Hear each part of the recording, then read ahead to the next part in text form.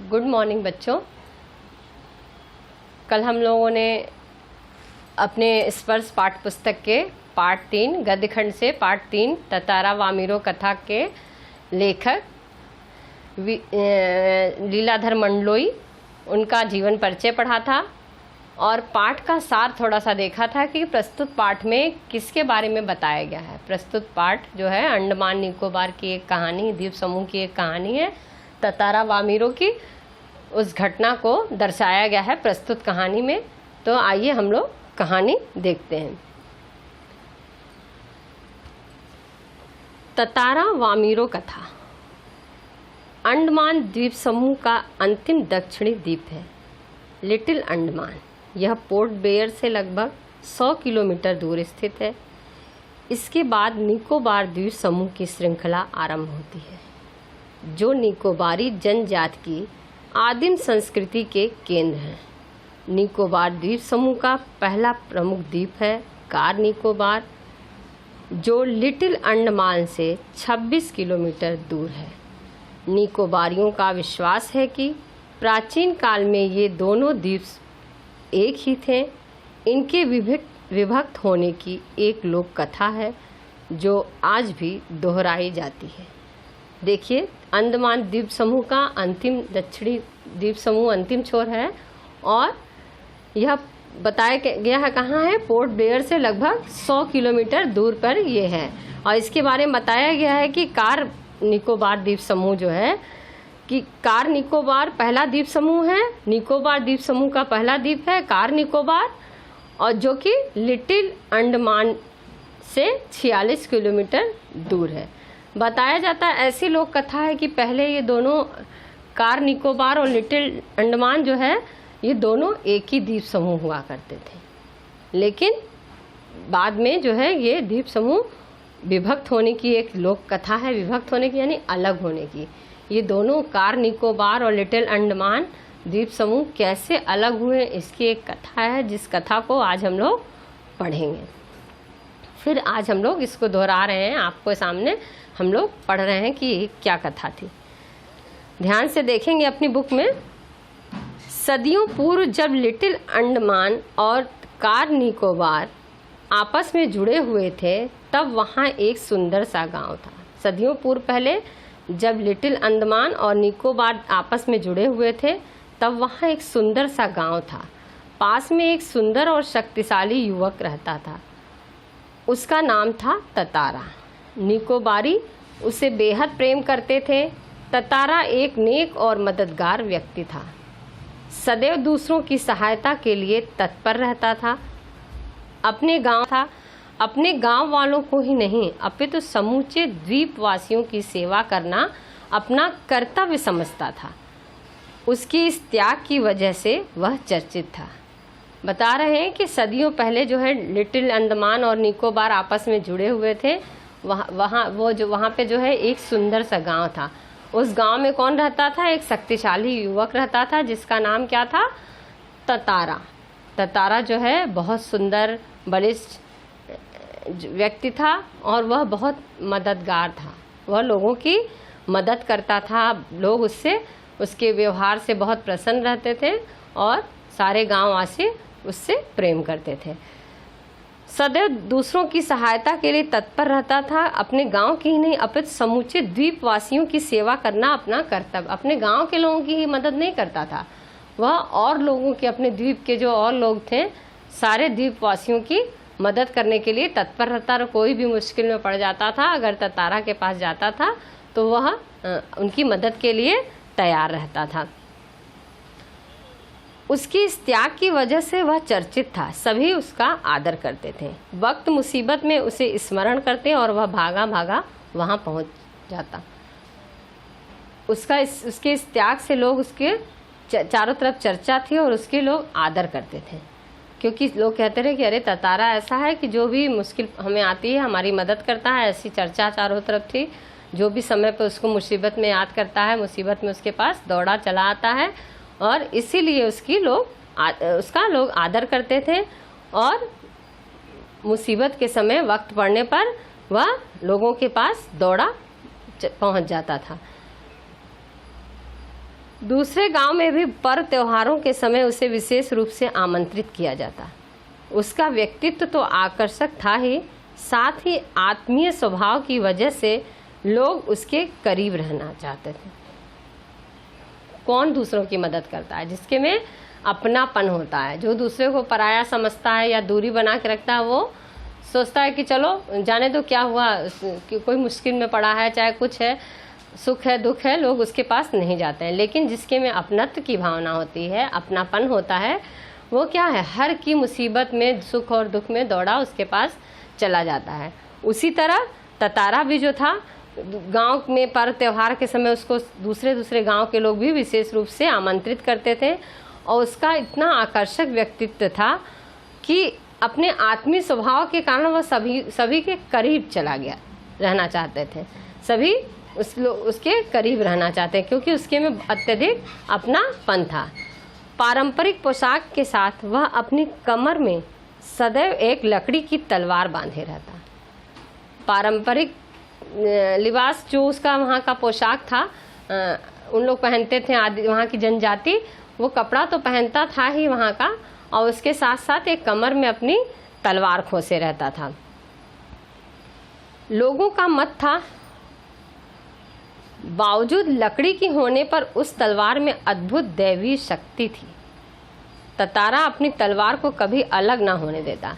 कि लोग कहते थे कि तलवार तो लकड़ी की थी जो खोसा रहता था, लेकिन उसमें क्या था, दैवी शक्ति थी, लेकिन उसका कभी वो प्रयोग नहीं करता था। ततारा कभी अपने से तलवार अलग नहीं होने दिया, ठीक है, हमेशा उसको वो कमर में लेके चलता था। और लोग बोलते रहे कि लकड़ी की है, परंतु वह उसमें दैवी शक्ति है, अगर उसका प्रयोग करेगा तो कुछ न कुछ उससे नुकसान हो जाएगा, लेकिन उसको जल्दी निकालता नहीं था। ततारा अपनी तलवार को कभी अलग न होने देता, उसका दूसरों के सामने उपयोग भी न करता, क्योंकि दैवी शक्ति थी, अगर उसको निकाल के उसका उपयोग करता तो उससे कुछ नुकसान होता, इसलिए वह उसका उपयोग नहीं करता था। किंतु उसके चर्चित साहसिक कारनामों के कारण लोग बाग तलवार में अद्भुत शक्ति का होना मानते थे। ततारा की तलवार एक विलक्षण रहस्य थी, क्योंकि ऐसे ऐसे कारनामे वो करता था जो चर्चा के विषय थे, ठीक है, और उसमें उस तलवार का भी उपयोग करता था जरूरत पड़ने पर। तो इस कारण उसकी चर्चा थी कि लोग चारों तरफ चर्चा थी कि उसकी तलवार में क्या है, एक अद्भुत शक्ति है। लोग बोलते रहे कि ततारा की जो तलवार है उसमें एक अद्भुत शक्ति है, और वह लोगों के लिए एक रहस्य थी कि इसमें आखिर कैसे शक्ति आई, ये लोगों के लिए रहस्य थी। तो देखिए, अभी हम लोग पढ़ें कि ततारा कौन था। अंडमान निकोबार द्वीप समूह जब एक हुआ करता था तो उसमें ततारा कौन था, और ततारा के गुण क्या थे, ततारा की प्रतिभा कैसी थी, उसका व्यवहार कैसा था, उसके हम लोग चरित्र चित्रण पर को देखे हैं। अब देखिए नेक्स्ट पैराग्राफ में, एक शाम ततारा दिन भर के अथक परिश्रम के बाद समुद्र किनारे टहलने निकल पड़ा। सूरज समुद्र से लगे क्षितिज तले डूबने को था। एक शाम ततारा दिन भर के अथक परिश्रम के बाद समुद्र के किनारे टहलने निकल पड़ा। वो अपने दिन भर का काम करके जो भी कार्य करता था, उसके बाद समुद्र के किनारे शाम के समय टहलने गया तो क्या देखा कि समुद्र जो है, समुद्र से लगे जो है सूरज जो है ढल रहा है, क्षितिज तले डूबने को था। एकदम लग रहा था कि बस डूबने ही वाला सूरज जा रहा समुद्र के किनारे। समुद्र से ठंडी बयारें आ रही थीं। पक्षियों की सायंकालीन चहचहाटें सने सने क्षीण होने को थीं। समुद्र से क्या हो रहा है, ठंडी ठंडी हवा, जैसा समुद्र के किनारे का दृश्य होता है, शाम के समय में जाओ तो समुद्र अपनी लहरें लेता है, ठंडी हवा चलती है, तो वैसे ही शाम के समय में समुद्र का दृश्य था, सूर्य डूब रहा था और वहाँ पर ठंडी ठंडी हवा चल रही थी। धीरे धीरे क्या हुआ, पक्षियों की सायंकालीन चहचहाटें सने सने क्षीण। पक्षी क्या है, शाम के समय का वातावरण क्या होता है, पक्षी अपने घर जाते हैं, तो उनकी भी चहचहाटें धीरे धीरे, जो चहचहाने की आवाज़ थी वो धीरे धीरे कम हो गई, क्योंकि सारे पक्षी भी अपने घर चले गए थे। उसका मन शांत था। विचार मग्न ततारा समुद्री बालू पर बैठकर सूरज की अंतिम रंग बिरंगी किरणों को समुद्र पर निहारने लगा। देखा कि सूरज डूब गया है, एकदम शांत वातावरण हो गया है, तो वो चुपचाप वहीं पर रेत पर, बालू जो होता है समुद्र के किनारे, उसी पर बैठ गया और किसी भी विचार मग्न में हो गया। किसी भी क्षण को वो सोचने लगा, विचार मग्न होकर बालू पर बैठ गया। और क्या किया, बालू पर बैठ के जो अंतिम सूर्य की किरण थी, सूर्य डूबते समय जो अंतिम सूर्य की किरण थी, उसको वो देखने लगा। तभी कहीं पास से उसे मधुर गीत गूंजता सुनाई दिया। गीत मानो बहता हुआ उसी तरफ आ रहा हो। बीच बीच में लहरों का संगीत सुनाई दिया। अभी वो सोच ही रहा था, अंतिम सारा वातावरण समुद्र के किनारे का शांत था। वो बालू पर बैठा था और समुद्र के किनारे बैठ के सूर्य की अंतिम डूबती किरण को देख रहा था। तभी क्या देखता है कि एक गाना गाने की आवाज़, स्वर संगीत, सुमधुर संगीत उसको का स्वर सुनाई देता है कि कोई गाना गा रहा है। और जो लहरें हैं उसमें उसका किसका काम कर रही हैं कि संगीत का काम कर रही हैं। जैसे लग रहा है धुन है, जो लहरें हैं उसमें धुन का काम कर रही हैं। गायन इतना प्रभावी था कि वह अपनी सुध बुध खोने लगा। लहरों के एक प्रबल वेग ने उसकी त्रंदा भंग की। गीत बहता हुआ लग रहा था कि उसी की तरफ आ रहा है, उसकी आवाज़ उसके एकदम पास आ रही है। और इतना प्रभावी था वो गीत, इतना अच्छा उसको सुन के लगा कि वह जो है अपनी सुध बुध खो गया और उसकी त्रंदा जो है भंग हुई। यानी जो त्रंदा भंग हुई यानी जो टूटी, जो एक टक निहार रहा था सूर्य की रोशनी को, किसी दूसरे विचार मग्न में डूबा था, वह जब मधुर संगीत सुना तो उसकी त्रंदा नष्ट हुई। देखिए मैंने यहाँ पे लिखा हुआ त्रंदा एकाग्रता, या एक जो अपना सूर्य को डूबते हुए एकाग्रचित हो गया था, कुछ सोच रहा था, वह जो है उसका भंग हुआ और उसका ध्यान जो है गाने की तरफ गया। लहरों के एक प्रबल वेग ने उसकी त्रंदा भंग थी। चैतन्य होते ही वह उधर बढ़ने को विवश हो उठा जिधर से अब भी गीत के स्वर बह रहे थे। जब उसकी त्रंदा जब भंग हुई तो वो अपना जो है एकाग्रता जब नष्ट हुई तो वो क्या किया कि उधर से जो आवाज़ आ रही थी उधर की ओर वो बढ़ने लगा। कि देखिए कि जिधर से गीत स्वर सुनाई दे रहा है उधर की ओर वह बढ़ने लगा। वह बिकल सा उस तरफ बढ़ता गया। अंततः उसकी नज़र एक युवती पर पड़ी जो ढलती हुई शाम के सौंदर्य से बेसुध एकटक समुद्र की देह पर डूबते आकर्षक रंगों को निहारते हुए गा रही थी। यह एक श्रृंगार गीत था। वह विकल सा उस तरफ बढ़ा जिधर से आवाज़ आ रही थी। सोचा कहाँ से आवाज़ आ रही, कौन गा रहा है, ऐसा वो सोच के आगे की तरफ बढ़ा जिधर से वो स्वर सुनाई दे रहा था। तो सामने उसकी एक युवती पर नज़र पड़ी जो ढलती हुई शाम के सौंदर्य में बेसुध एकटक समुद्र की देह पर डूबते आकर्षक रंगों को निहारते हुए गीत गा रही थी। जो एक देखता है एक युवती पर उसकी नज़र पड़ती है, वो भी देखती, वो युवती क्या है कि वो भी वही डूबते हुए सौंदर्य, सूरज के डूबते हुए सौंदर्य का दृश्य को निहारते हुए सायंकालीन के समय का वह देख रही है और देखते हुए वह अपने मधुर संगीत को गा रही थी। यह एक श्रृंगार गीत था। जो गा रही थी वह एक श्रृंगार गीत था। उसे ज्ञात न हो सका कि कोई अजनबी युवक उसे निःशब्द ताके जा रहा है। एकाएक ऊंची लहर उठी और उसे भिगो गई। वह हड़बड़ाहट में गाना भूल गई। इसके पहले कि वह सामान्य हो पाती, उसने अपने कानों में गूंजती गंभीर आकर्षक आवाज़ सुनाई दी। अभी वो गाना गा रही थी तो अचानक वह देखती है कि एक निःशब्द, मतलब एकदम शांत होके अवाक होकर कोई उसको अचानक देखी कि निहारे जा रहा है, यानी लगातार उसको देखता जा रहा है। तभी तक वो क्या देखती, समुद्र की लहरें आती हैं और उसको भिगोकर चली जाती हैं। वह क्या करती, जब समुद्र की लहरें आती हैं और उसको भिगो कर चली जाती हैं, क्योंकि वो समुद्र किनारे थी, तो वो क्या करती है, गाना जो है भूल जाती है। इसके पहले कि वह सामान्य हो पाती, उसने अपने कानों में गूंजती गंभीर आकर्षक आवाज सुनाई दी।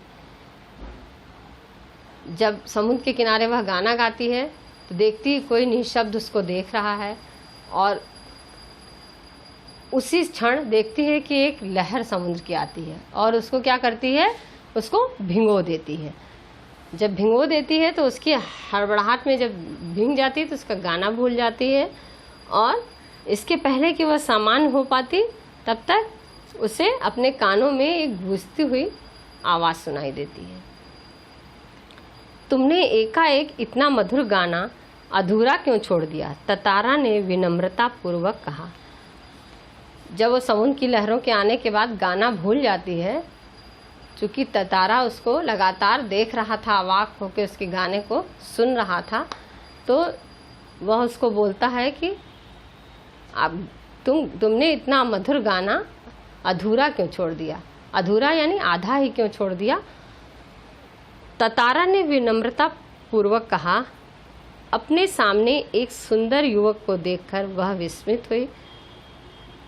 उसके भीतर किसी कोमल भावना का संचार हुआ, किंतु अपने को संयत कर उसने बेरुखी के साथ जवाब दिया, पहले बताओ तुम कौन हो? इस तरह मुझे घूरने और इस असंगत प्रश्न का कारण अपने गांव के अलावा किसी और गांव के युवक के प्रश्नों का उत्तर देने को मैं बाध्य नहीं, यह तुम भी जानते हो।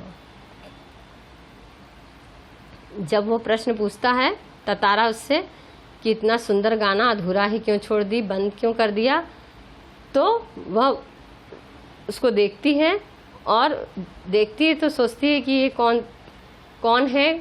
उससे पूछती है तुम कौन होते हो पूछने वाले, और तुम हमें ऐसे घूर क्यों रहे हो, क्यों देख रहे हो, और ये असंगत, ऐसा प्रश्न किसी से नहीं करना चाहिए। इन प्रश्नों को क्यों तुम मुझसे कर रहे हो, और इन प्रश्नों को कर रहे हो तो मैं तुम्हारे इन प्रश्नों का जवाब नहीं दूंगी, क्योंकि मुझे किसी दूसरे गांव के युवक के प्रश्नों का जवाब देने के लिए मैं बाध्य नहीं हूँ, यह तुम भी जानते हो। बोलती है कि मैं जो है, ये जो तुमने प्रश्न किया कि गाना क्यों रोक दी, ये जो प्रश्न किया है ये तुम्हारा प्रश्न सवाल सही नहीं है। ऐसा पूछने वाले तुम कौन होते हो, और यह असंगत प्रश्न जिसका कोई मतलब नहीं है, तुम पूछने के अधिकारी कौन होते हो, और तुम्हारे प्रश्न का ये जवाब नहीं दे सकती, क्योंकि मैं किसी भी दूसरे गांव के व्यक्ति के प्रश्नों का जवाब नहीं दे सकती, उत्तर देने में बाध्य नहीं हूँ, यह तुम जानते हो। ततारा मानो सुध-बुध खोए हुए था। जवाब देने के स्थान पर उसने पुनः अपना प्रश्न दोहराया, तुमने गाना क्यों रोक दिया? गाओ, गीत पूरा करो। सचमुच तुमने बहुत सुरीला कंठ पाया है।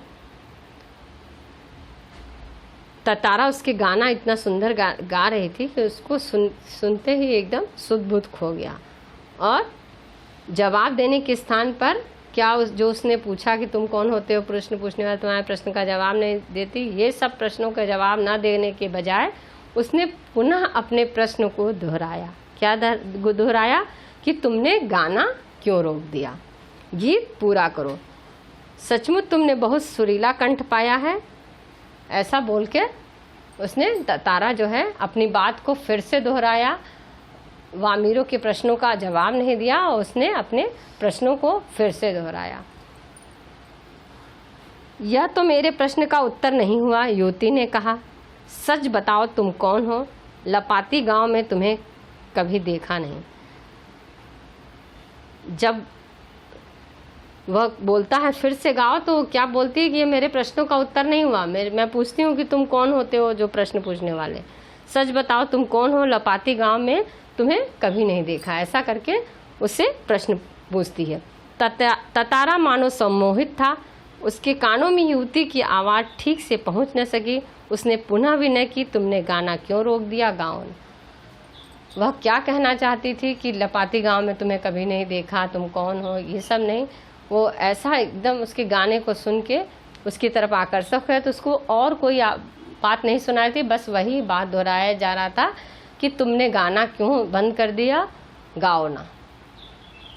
तो बच्चों आज हम लोग यहाँ तक पढ़ें कि तारा कौन था, उसका व्यक्तित्व कैसा था, चरित्र कैसा था, और दिन भर की मजदूरी करने के बाद काम से निवृत्त होकर समुद्र के किनारे तारा जाता है, तो वह समुद्र के किनारे एक युवती की मधुर संगीत की आवाज़ सुनकर के उसकी तरफ आकर्षित होता है, और तारा और वामिरो के बीच में आपस में वार्तालाप होता है गाने को लेकर, मधुर संगीत को लेकर के। इसको हम लोगों ने पढ़ा। अब आगे का हम लोग अगली क्लास में पढ़ेंगे। आप लोग तारा वामिरो पाठ की कहानी को खुद से पढ़ेंगे, क्योंकि जब मैं पढ़ाऊँगी आपका एक बार पढ़ा हुआ रहेगा तो आपको अच्छे से समझ में आएगा। आगे का अगली क्लास में। धन्यवाद।